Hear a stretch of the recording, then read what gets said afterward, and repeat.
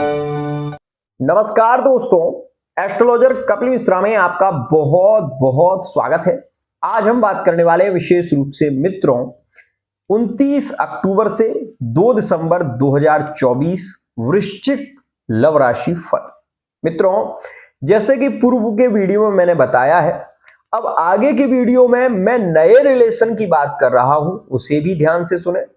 और आपको यह भी बता दूं कि जितने भी वृश्चिक राशि वाले जातक हैं मेरे वीडियो को देख रहे हैं तो यह बात जरूर जान लें कि यहां पर आपको वही जानकारी दी जाएगी जो है खास। तो सुनिएगा, आपको बता देना चाहता हूं कि 2 दिसंबर जो समय है वो बहुत ज्यादा खास इसलिए रहेगा क्योंकि उस समय में शुक्र का परिवर्तन विशेष होगा। अब आपको यह बता दूं कि यह जो वर्तमान के समय में 29 अक्टूबर 2024 में शुक्र और बुध की युति हो जाएगी, तो शुक्र का जो योग बन रहा है वो गजकेसरी योग है। और इस समय में वृश्चिक राशि वाले जातक को सफल होने से कोई रोक नहीं सकता, यह बात ध्यान रखना।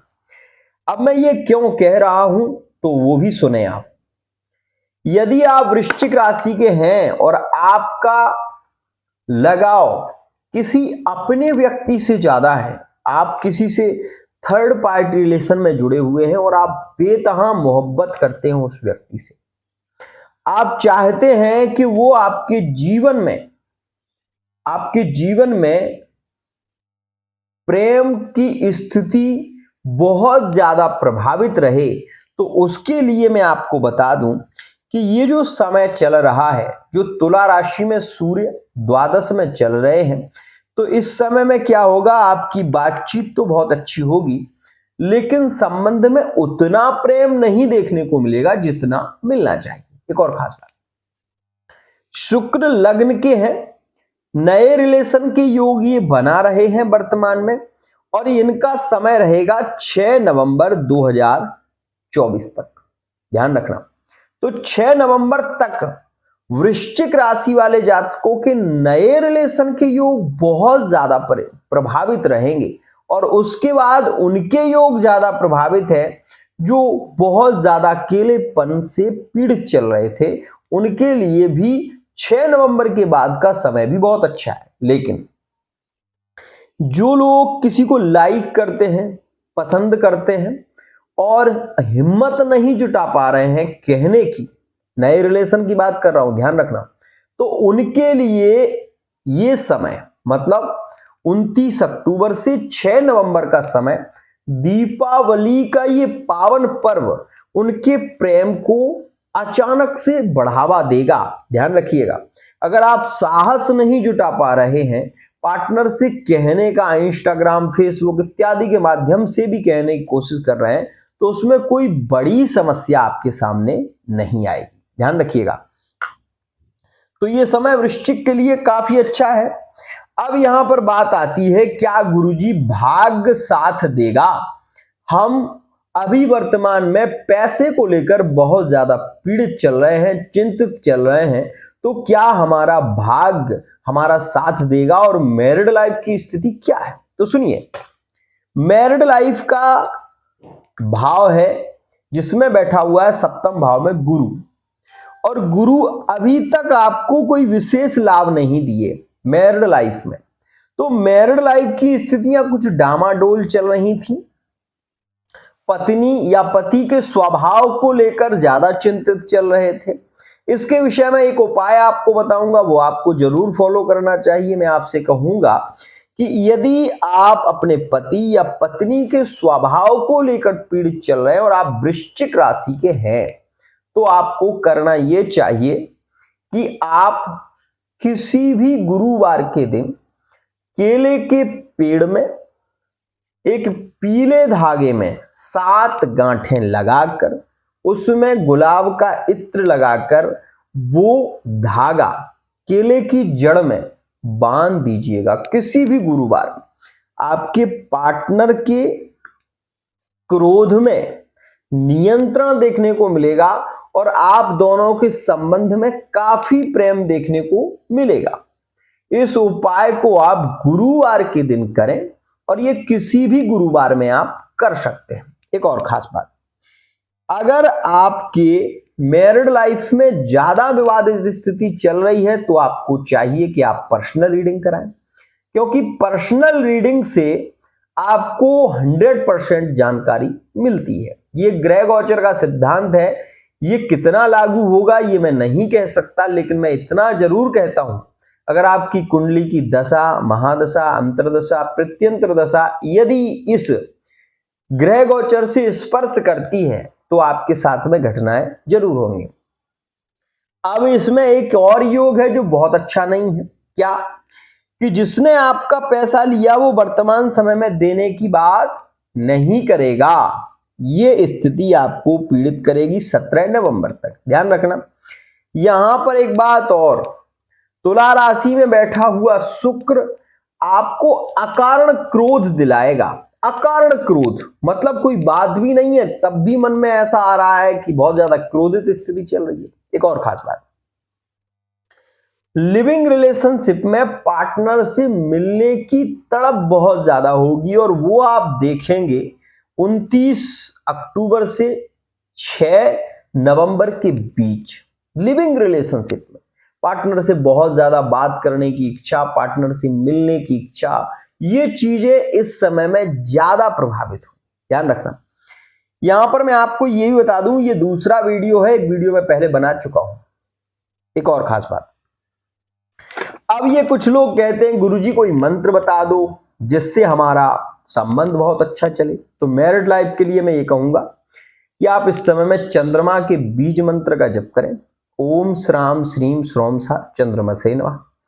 और यदि आप थर्ड पार्टी रिलेशन से जुड़े हुए हैं और थर्ड पार्टी रिलेशन में ऐसा व्यक्ति जो मंगली था, जिसका डिवोर्स हो चुका है और आप विवाह की ओर बढ़ना चाहते हैं, आप वृश्चिक राशि के हैं, तो मैं आपसे ये कहूंगा कि आप इस समय में गुरु की उपासना करें, गुरुवार का व्रत करें और हो सके तो पर्सनल रीडिंग ले लें ताकि आपको 100% एक सटीक जानकारी प्राप्त हो सके।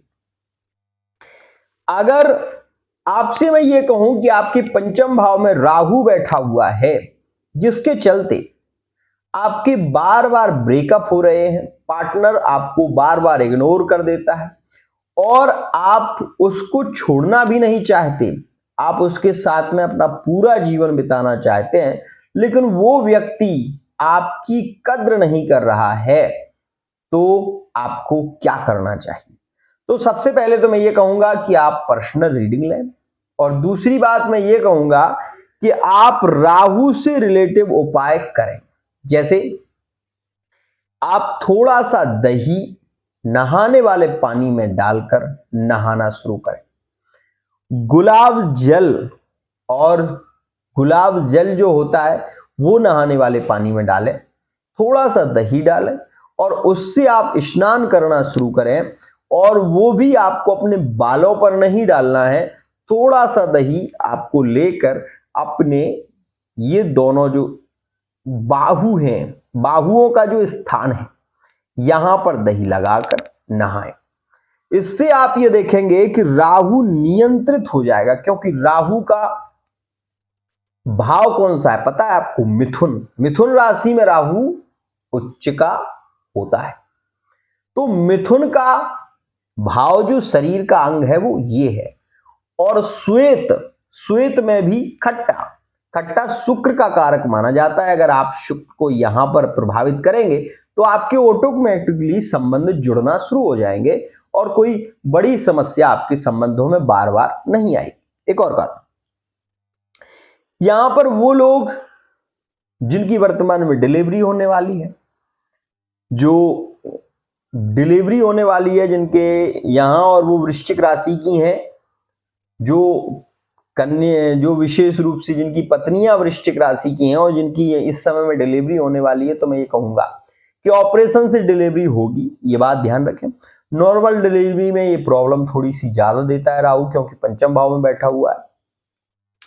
यहां पर ये भी जाने कि वृश्चिक राशि का सप्तम और पंचम से जो संबंध है, तो सप्तम में तो बहुत अच्छा चल रहा है, लेकिन पंचम में राहु के कारण उत्सुकता ज्यादा, और ये समय थोड़ा बेचैनी को बढ़ाता है। शिक्षा के क्षेत्र में कंपटीशन में ये 100% लाभ दिलाने वाला है। कहीं कोई दिक्कत नहीं है, कहीं कोई प्रॉब्लम नहीं है, ये बात ध्यान रखिएगा। बहुत समय से जो रिश्ते खराब चल रहे थे, जिनमें ब्रेकअप ज्यादा बढ़ रहा था, जिनमें रिश्तों की खत्म होने की बात थी, तो उनके लिए मैं केवल ये कहूंगा कि देखिए, इसके विषय में आप अगर एक सटीक जानकारी चाहते हैं तो पर्सनल रीडिंग लें। लेकिन फिर भी आपको एक बात जरूर कहूंगा कि वृश्चिक जो राशि है, इसका स्वामी मंगल आपके नवम में भाग्य का कारक बना हुआ। इस समय में बड़ी से बड़ी समस्या मंगल के उपायों से समाप्त हो जाएगी, बड़ी से बड़ी समस्या। तो मंगल से रिलेटेड उपाय क्या करें? सबसे खास बात, मसूर की दाल का दान मंगलवार के दिन करें, जिससे कि मंगल शांत होगा। और वो लोग जो मंगली हैं, वृश्चिक राशि के हैं, उनके लिए भी ये उपाय करना ज्यादा लाभकारी होगा। इससे रिलेटिव जो जानकारी मैंने आपको दी है, ग्रह गोचर के सिद्धांत पर निर्भर है। आप यदि रत्न कोई धारण करना चाहते हैं तो आप इस समय में मैं आपसे ये कहूंगा कि पहले तो आप प्रिडिक्शन के द्वारा ही कोई रत्न धारण करें तो ज्यादा अच्छा होगा।